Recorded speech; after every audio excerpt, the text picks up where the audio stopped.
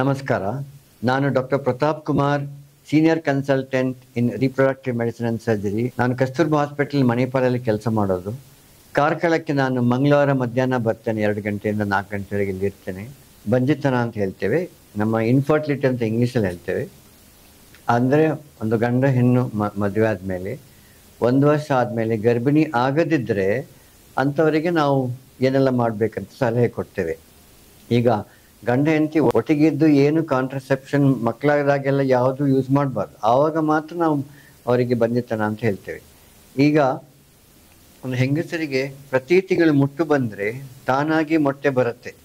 ಅದು ಮುಟ್ಟು ಸರಿ ಬರದಿದ್ದರೆ ಅಂಥವರಿಗೆ ಮದ್ದೆಲ್ಲ ಕೊಟ್ಟು ಬಿಟ್ಟು ನಾವು ಅವರಿಗೆ ಮೊಟ್ಟೆಗಳನ್ನು ಹೊರಗೆ ಬರುವ ಹಾಗೆ ಮಾಡಿ ಅದರಲ್ಲಿ ಗರ್ಭಿಣಿ ಆಗಲಿಕ್ಕೆ ನಾವು ಪ್ರಯತ್ನ ಮಾಡ್ತೇವೆ. ಈಗ ಹೆಂಗಸರಿಗೆ ಮುಟ್ಟಾಗುವಾಗ ಕೆಲವರಿಗೆ ತುಂಬ ನೋವಿರುತ್ತೆ. ಆ ನೋವಿರುವಾಗ ಅದೊಂದು ಏನು ಕಾರಣ ಅಂತ ನಾವು ಸ್ಕ್ಯಾನ್ ಮಾಡಿ ನೋಡ್ತೇವೆ. ಈ ಸ್ಕ್ಯಾನ್ನಲ್ಲಿ ನಮಗೆ ಗೆಡ್ಡೆಗಳಿದೆಯಾ, ಕೆಲವೆಲ್ಲ ಹಲವಾರು ಗೆಡ್ಡೆಗಳಿದೆ. ಒಂದೆಂದರೆ ಫೈಬ್ರಾಯ್ಡ್ ಅಂತ ಹೇಳ್ತೀವಿ, ಮಾಂಸದಲ್ಲಿ ಒಂದು ಗ್ರೋತ್ ಅಂತ ಹೇಳ್ತೀವಿ, ಅದು ಫೈಬ್ರಾಯ್ಡ್ ಅಂತ. ಕೆಲವರಿಗೆ ಮುಟ್ಟಾಗುವಾಗ ಮುಟ್ಟು ಹಿಂದೆ ಹೋಗಿ ಒಳಗೆ ಬೀಳುತ್ತೆ, ಅದು ಅಲ್ಲಿ ಕೂತ್ಕೊಂಡ್ಬಿಟ್ಟು ಎಲ್ಲ ಅಂಟ್ಕೊಂಡು ಕೂತ್ಕೊಳ್ಳುತ್ತೆ. ಅದನ್ನು ನಾವು ಎಂಡೋಮೆಟ್ರಿಯೋಸಿಸ್ ಅಂತ ಹೇಳ್ತೇವೆ. ಆದ ಕಾರಣ ಸ್ಕ್ಯಾನ್ನಲ್ಲಿ ನಮಗೆ ಈ ಥರ ಯಾಕೆ ನೋವು ಬರ್ತಾ ಇದೆ, ಯಾಕೆ ಗರ್ಭಿಣಿ ಆಗಿಲ್ಲ ಅಂತ ನಾವು ಸ್ವಲ್ಪ ಸ್ಕ್ಯಾನಲ್ಲಿ ಗೊತ್ತಾಗತ್ತೆ. ಆಮೇಲೆ ಕೆಲವು ಮೊಟ್ಟೆಗಳೆಲ್ಲ ಸರಿ ಇದೆಯಾ, ಶಕ್ತಿ ಸರಿ ಇದೆಯಾ ಇಲ್ವಾ ಅಂತ ನಾವು ರಕ್ತ ಪರೀಕ್ಷೆ ಮಾಡ್ತೇವೆ. ಕೆಲವರು ಹೆಂಗಸರಿಗೆ ಈಗ 35 ವರ್ಷ ಆದಮೇಲೆ ಮೊಟ್ಟೆಗಳು ತುಂಬ ಕಡಿಮೆ ಆಗುತ್ತೆ. ಅದಕ್ಕೆ 35 ವರ್ಷ ಆದಮೇಲೆ ಅದು ಮೊದಲಿಗೆ ಕೆಲವು ಸತಿ ಕಡಿಮೆ ಆಗುತ್ತೆ, ಮಾತ್ರ 35 ವರ್ಷ ಆದಮೇಲೆ ಹೆಂಗಸರಿಗೆ ತುಂಬ ಕಡಿಮೆ ಆಗಿಬಿಡುತ್ತೆ. ಅದಕ್ಕೆ ಈಗ ಗರ್ಭಿಣಿ ಪ್ರಯತ್ನ ಮಾಡಬೇಕಾದ್ರೆ ಅದನ್ನು ನಾವು ಯಾವಾಗಲೂ 25 ವರ್ಷದಿಂದ 35 ವರ್ಷ ತನಕ ಪ್ರಯತ್ನ ಮಾಡಬೇಕಂತ ಹೇಳ್ತೇವೆ. ಆಮೇಲೂ ಪ್ರಯತ್ನ ಮಾಡ್ತೇವೆ, ಬಟ್ ಮೊಟ್ಟೆಗಳು ಕಡಿಮೆ ಇರುತ್ತೆ. ಈ ಗಂಡಸರಲ್ಲಿ ನೋಡುವಾಗ ಅವರ ವೀರ್ಯಾಣುಗಳಲ್ಲಿ ಒಮ್ಮೊಮ್ಮೆ ಕಡಿಮೆ ಆಗುತ್ತೆ. ಈಗ ಒಂದು ವೀರ್ಯದಲ್ಲಿ ಒಂದು ವೀರ್ಯ MLನಲ್ಲಿ 15 ಮಿಲಿಯನ್ ವೀರ್ಯಾಣುಗಳು ಇರಬೇಕು. ಅಷ್ಟು ಮಿಲಿಯನ್ ಇರಬೇಕು. ಯಾಕೆಂದರೆ ಇದು ಹೆಂಗಸರಿಗೆ ಸಂಭೋಗ ಮಾಡಿದ ಮೇಲೆ ಒಳಗೆ ಹೋಗುವಾಗ ಅದು ವೀರ್ಯಾಣುಗಳು ತುಂಬ ಕಡಿಮೆ ಆಗಿ ಮೊಟ್ಟೆಗಳಿಗೆ ಸೇರೋದು ಬರೀ 200-300 ಅಷ್ಟೇ. 200-300ರಲ್ಲಿ ಒಂದೇ ಸೇರೋದು. ಆದ ಕಾರಣ ಮೊಟ್ಟೆಗಳಲ್ಲಿ ಸೇರಬೇಕಾದ್ರೆ ಒಳ್ಳೆಯದಾಗಿ ವೀರ್ಯಾಣುಗಳು ಇರಬೇಕು. ಈ ವೀರ್ಯಾಣುಗಳು ಕಡಿಮೆ ಆದಾಗೆ ಅದು ಗರ್ಭಿಣಿ ಆಗೋ ಚಾನ್ಸ್ ಕಡಿಮೆ ಆಗುತ್ತೆ. ಸೊ ಅದಕ್ಕೆ ಏನು ಕಾರಣ ಅಂತ ಅದು ನೋಡ್ತೇವೆ ನಾವು.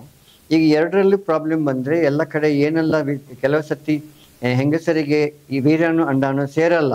ಯಾಕೆಂದರೆ ಅದು ಒಳಗೆ ಬ್ಲಾಕ್ ಇರುತ್ತೆ. ಈ ರೋಡ್ ಬ್ಲಾಕ್ ಇದ್ದಾಗೆ ನಿಮ್ಮ ಟ್ಯೂಬ್ ಅಂತ ಬ್ಲಾಕ್ ಇರುತ್ತೆ. ಅದಕ್ಕೂ ನಾವೆಲ್ಲ ಟೆಸ್ಟ್ ಎಲ್ಲ ಮಾಡಿಕೊಂಡು ಅದನ್ನು ಸರಿ ಮಾಡ್ಬೋದು. ಈಗ ಕೆಲವರಿಗೆ ಏನಾಗ್ತದೆ, ಇದೆಲ್ಲ ಸರಿ ಮಾಡಿದರೆ ಸಹ ಗರ್ಭಿಣಿ ಬರಲ್ಲ. ಅಂಥವ್ರಿಗೆ ನಾವು ಪ್ರಣಾಳ ಶಿಶು ಅಂತ ಮಾಡ್ತೇವೆ.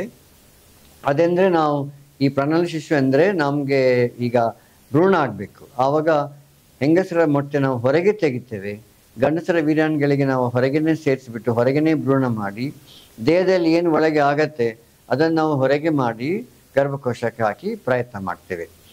ಆದ ಕಾರಣ ಈ ಎಲ್ಲ ಹಲವಾರು ಟೆಸ್ಟ್ನಲ್ಲಿ, ಕೆಲವು ಅಡ್ವೈಸ್ನಲ್ಲಿ, ಕೆಲವು ಸಲಹೆ ಕೊಟ್ಬಿಟ್ಟು ನಾವು ಅವರಿಗೆ ಗರ್ಭಿಣಿ ಆಗಲಿಕ್ಕೆ ಚಾನ್ಸ್ ಜಾಸ್ತಿ ಬರುತ್ತೆ ಅಂತ ಹೇಳ್ತೇವೆ. ಅದಂದರೆ ನಮಗೆ ಈಗ ಪ್ರಣಾಳ ಶಿಶು ಅಂದರೆ ಕಡೆಗೆ ನಾವೊಂದು ಮಾಡೋದು, ಅದು ಸ್ವಲ್ಪ ಕ್ರಯ ಜಾಸ್ತಿ ಇರುತ್ತೆ, ಮಾತ್ರ ಸಕ್ಸಸ್ ಇನ್ನೂ ಜಾಸ್ತಿನೇ ಬರುತ್ತೆ. ಸೊ ಆದ ಕಾರಣ ಏನು ಮಾಡಬೇಕು, ಯಾವ್ದು ಸಲಹೆ ಕೊಡಬೇಕಂತ ನಾವು ನೋಡಿಬಿಟ್ಟು ಈ ಹೆಂಗಸರದ್ದು ಗಂಡಸರದ್ದು ಎಲ್ಲ ವಿಧಾನದಲ್ಲಿ ಟೆಸ್ಟ್ ಮಾಡಿಕೊಂಡು ಹೇಳ್ತೇವೆ. 100 ಕೇಸಲ್ಲಿ ಎಷ್ಟು ಜನ ಹೆಂಗಸರ ಪ್ರಾಬ್ಲಮ್ಮು ಗಂಡಸರ ಪ್ರಾಬ್ಲಮ್ ಅಂತ ಕೇಳ್ತಾರೆ. 40% ಹೆಂಗಸರ ಪ್ರಾಬ್ಲಮ್ ಇರುತ್ತೆ, 40% ಗಂಡಸರ ಪ್ರಾಬ್ಲಮ್ ಇರುತ್ತೆ, ಬಟ್ 20% ಇಬ್ಬರು ಒಟ್ಟಿಗೆ ಅಂತ ಹೇಳ್ತೇವೆ. ಆದ ಕಾರಣ ಇಬ್ಬರಿಗೂ ನಾವು ಟೆಸ್ಟ್ ಮಾಡ್ತೇವೆ. ಆದ ಕಾರಣ ಇದೆಲ್ಲ ಟೆಸ್ಟ್ ಮಾಡಿ ಸಲಹೆ ಕೊಟ್ಟರೆ ಗರ್ಭಿಣಿ ಆಗೋ ಚಾನ್ಸ್ ಒಳ್ಳೆಯದೇ ಇರುತ್ತೆ ಅಂತ ನಾನು ಹೇಳ್ತೇನೆ. ಧನ್ಯವಾದಗಳು.